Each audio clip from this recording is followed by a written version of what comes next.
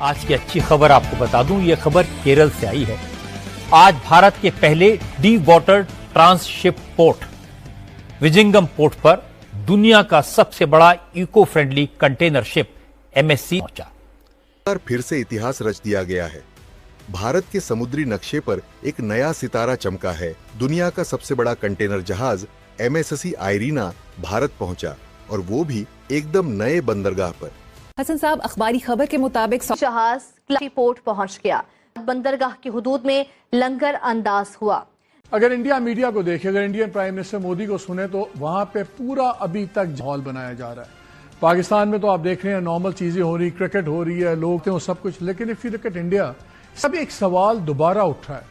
जो पहले हम समझते थे कि शायद ये खिफत मिटा रहा है नरेंद्र मोदी अपनी, शायद ये अपनी पॉलिटिक्स खेल रहा है, लेकिन लग ये रहा है कि बड़ी एक हकीकत बनती नजर आ रही है। लेकिन थोड़ी देर पहले उनका एक नोटिफिकेशन निकला है जिसमें उन्होंने कहा कि अभी एडमिनिस्ट्रेटिव। ये सिर्फ एक जहाज नहीं था, ये भारत के भविष्य का संदेश था। 399.9 मीटर लंबा, 61.3 मीटर चौड़ा, लगभग 4 फुटबॉल मैदान जितना विशाल एमएससी आयरीना अब भारत में है, और ये जहाज लाया है 24,346 TUS की क्षमता।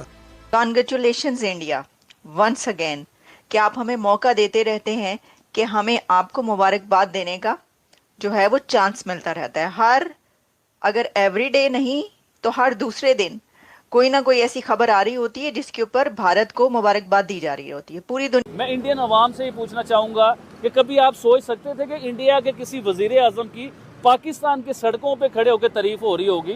किस बेस पे हो रही होगी? कि उसने कोई काम किए, अपने लोगों के लिए काम किए, आपको इज्जतदार उसने बनाया है। बात खुल के करूंगा तो फिर आपकी और मेरी पकड़ होने लग जाएगी।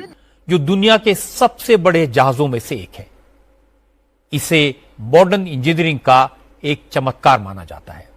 ऐसा पहली बार है कि इतना बड़ा जहाज साउथ एशिया के किसी पोर्ट पर पहुंचा है। और कहां पहुंचे हुए हैं हम लोग, अंदाजा लगाओ। तो हमारा तो कल्चर है, हमारा वे ऑफ लाइफ है, हमारी पहचान है। गदागरी, गदागरी, भिखारी, कशकोल। एमएससी आयरीना को दुनिया का सबसे बड़ा कंटेनर शिप घोषित किया गया है TU कैपेसिटी के आधार पर। आप सोच रहे होंगे एक जहाज आया तो इतनी बड़ी बात क्यों?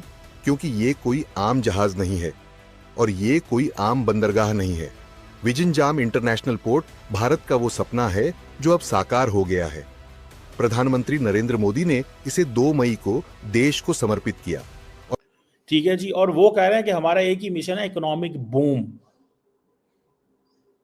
ठीक है जी, इकोनॉमिक बूम की, इसीलिए तो वो बर्तानिया को कह रहे हैं आजकल सारा कुछ। आप देखें ना कि एस्टेब्लिशमेंट को ऐसा ताबेदार वजीर आजम कहां मिलेगा जो सड़क, पुल और महंगाई की रफ्तार में कमी का क्रेडिट भी वजीर खजाना को देने के बजाय किसको देते हैं? आर्मी चीफ को दे देते हैं। आखिर एस्टेब्लिशमेंट को ऐसा वजीर आजम कहां मिलेगा जो विकेट के दोनों तरफ खेलने का वसी तजुर्बा रखता हो? और विकेट के दोनों तरफ खेलने वाले सियासतदान, चाहे वो किसी भी जमात का हिस्सा हो, वो शहबाज शरीफ साहब के तजुर्बे से ही मुस्तफीद हो रहे हैं। आप जरा पैरा हैं, और आज इसी पर अमल करते हुए वजारत आला खूब एंजॉय कर रहे हैं। मैं इधर खुल के बात नहीं करूंगा, लेकिन मैं आपको ये जरूर बताना चाहूंगा, ये है इकोनॉमी की जंग मैडम। ये वो वाली जंग नहीं रह चुकी हुई। वो पहले पिस्तौल वाली जंग होती थी, तलवारों वाली जंग होती थी, वो लोगों की जंग, जिसके पास ज्यादा लोग हैं वो जीत जाएंगे। अब ये वाली जंग नहीं होनी। नेक्स्ट जंग जो है वो इकोनॉमी की। इंडिया में आपको क्यों कहता हूँ कि वो 100 साल आगे की प्लानिंग कर रहा है। वो पाकिस्तान से 100 साल आगे जा चुका हुआ है इंडिया। अभी देखें वो 100 साल आगे की प्लानिंग क्या कर रहा है। अगर वो इस टाइम वो मुकाबला करता पाकिस्तान के साथ कि हमने पाकिस्तान के साथ जंग करनी है या पाकिस्तान के साथ मुकाबला करना है, तो 100 साल इंडिया को पीछे आना पड़ना था। आज इंडिया 100 साल आगे की बात कर रहा है कि मैंने चाइना को बीट करना है, मैंने रशिया को बीट करना है, क्योंकि चाइना इस टाइम दुनिया की बहुत बड़ी पावर बन चुका हुआ है। पाकिस्तान के जो एक मिनिस्टर साहब हैं, minister of planning and commission Ahsan Iqbal साहब, वो बड़े खुश होकर शेयर कर रहे हैं कि हमारी इकोनॉमी जो है वो 2.4%, 2% पे ग्रो कर रही है। मतलब वो ये कह रहे हैं कि पिछले साल तो हम माइनस में थे। दुनिया का ऐसा कौन सा मुल्क हो सकता है जिसकी पॉपुलेशन 240 मिलियन हो और उसकी जो ग्रोथ रेट है वो 2% और 1% एंड 0% हो? So there is a term which is called as a stagflation, means कि stagnation भी है, stagnation in economy and plus inflation। तो जिस मुल्क के अंदर stagnation हो यानी कि इकोनॉमी ग्रो नहीं कर रही, 3 से 2 पे चली जाए, 2 से 1 पे चली जाए, 0 पे चली जाए, और उस मुल्क में इन्फ्लेशन भी 30% के करीब हो, तो उसे स्टैगफ्लेशन ही कहा जाता है।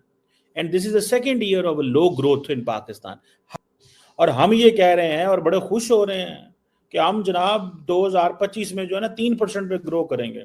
और भाई आप प्राइम मिनिस्टर नरेंद्र मोदी, देखिए इंडिया तरक्की क्यों ना करे मैडम, फिर आज मुझसे आप बात करें ना ये वाली कि इंडिया तरक्की क्यों ना करे। उनके प्राइम मिनिस्टर की सिर्फ 3 करोड़ रुपए के सासे उनके जो है ना वो जाहिर हुए कि सिर्फ 3 करोड़ रुपए के उनके सासे हैं, और इनके तो ड्राइवरों के पास 3 करोड़ से ज्यादा के सासे होते हैं। 3 करोड़ से महंगी तो इनके पास गाड़ी होती है मैडम।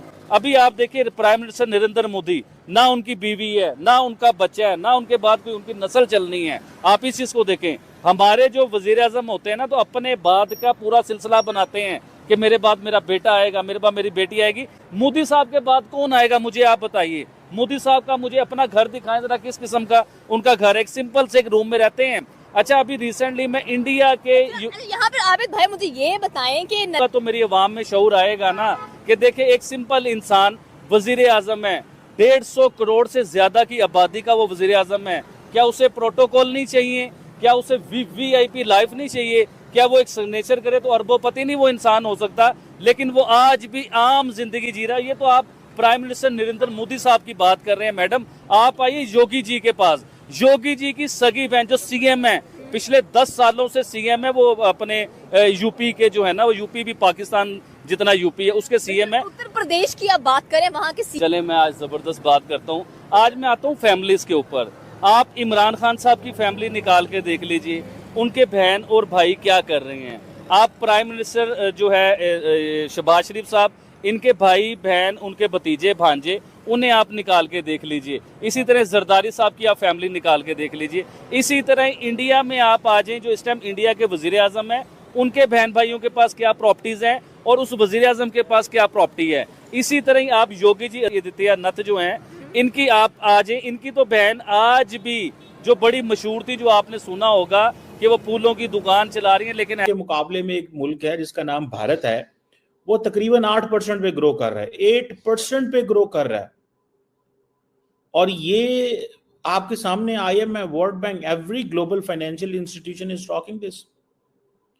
एंड 2024 में वो 8% पे ग्रो करेंगे। कल उनकी स्टॉक मार्केट जो है वो 5 ट्रिलियन पे पहुंच गई। हांगकांग से वो पीछे हैं, चाइना से पीछे हैं, अमेरिका से पीछे हैं। वो मतलब सिर्फ इतना सा फर्क रह गया। और हमारे यहाँ, अच्छा अब अगर इनसे पूछें तो वो कहेंगे भाईजान इसमें हमारा क्या कसूर है, वो तो पिछलों ने किया है। पिछलों से पूछेंगे, वो कहेंगे हमारा क्या कसूर है, हमारी तो हुकूमत चली गई थी तो हम वो इकोनॉमी स्लो हो गई। उससे पूछो वो पिछलों पर डाल देंगे। उससे पिछले से पूछेंगे, उससे पिछले पर डाल देंगे।